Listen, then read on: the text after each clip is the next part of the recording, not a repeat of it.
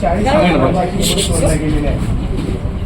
Motor आणि आता वेगळं जळत आहे. काय करतो 4 वेळा आतापर्यंत 4 वेळा त्या गेला अजिबात तपास लागला नाही. खूप मोठी नुकसान झालेली शेतीला पाणी नाही, शेतीमालाला बाजारभाव नाही. आता आमच्याकडे पैसे सुद्धा नाही केबल टाकला.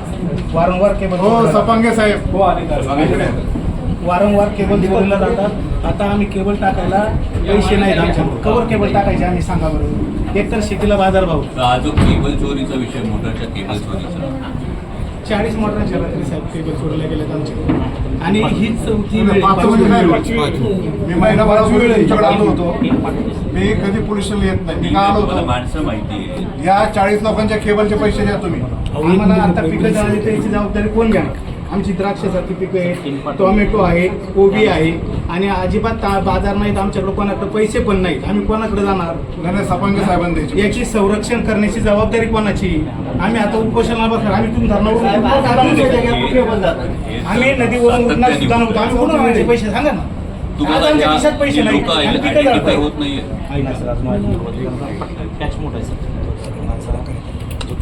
आपण या प्रकारचा गुन्हा हा पहिला नाहीये साहेब. आपल्या देशामध्ये काही लोक आणले होते सर, जी संशय होती मागं खाली खरजुल्लाचं कागदपत्र होते, फुलसुंदर आणले होते. पण त्यांचं कधीच काय दिसलं नाही मागच्या वेळेस आपण जेव्हा परत यावत काही गोष्टी आम्ही 2 जण आजूबाजूत काढले होते चाकूच्या तिथे आणि मोबाईलच्या त्याच्या आम्ही चौकशी करतो. नाही पण तातडीत हे करायला लागेल ना.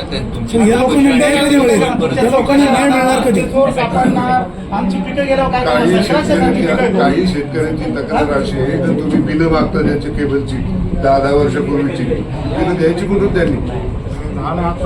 आता केबल टाकत आता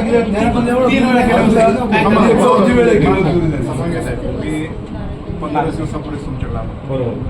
तेव्हा म्हणजे माझी स्वतःची जिथं मोठा खंडोबाच्या परिसराची चोरी झाली. मी तुम्हाला काय म्हणत होतो की तुमच्या पूर्वीचे जे पोलीस ऑफिसर तिथं काम केले त्यांनी ते ट्रॅक करून ते पकडले होते.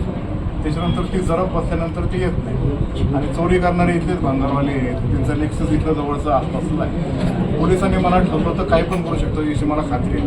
पण तुम्ही मनावर घेतलं नाही त्याच्यामुळं हे उद्भवलेलं आहे.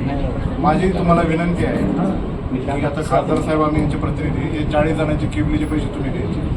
आमच्या मोटरी चालू करून द्यावं. काही करा, तुम्हाला जे करता येईल ते करा. आज संध्याकाळपर्यंत केबल द्या आम्हाला. आमच्या मोटर चालू करून एवढीच विनंती आहे आम्हाला. मोटर केबली द्या, मोटरी चालू करून द्या.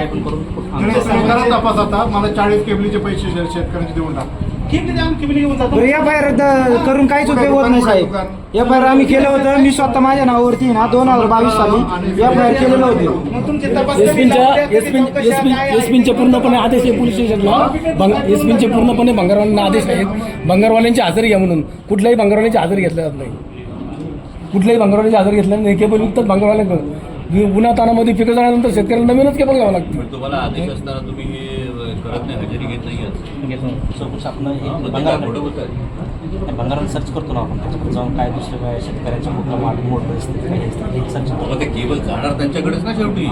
नाही दादा इथं आपल्या आधीच जाणार नाही. दुसरीकडे टाकत असतील. ते इथून मागचं जे काय झालं होतं इथून मागे एकदम मोठ्या प्रमाणावर झालं. आणलं होतं मागच्या दादा आलते ना मागच्या त्यानं पण आणलं होतं. तुमचे मोबाईल लोकेशन घेतले नव्हते.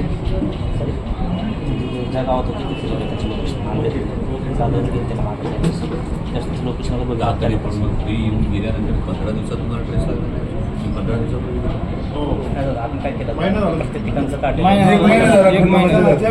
आपण 15 दिवसापूर्वी भेटलो. प्रत्येक 8 दिवसाला नाही आता एकच मार्ग आहे. आम्हाला केबली द्या. त्यांच्या केबली द्या. तुम्हाला काय तपास करायचा कधी करा तपास करा.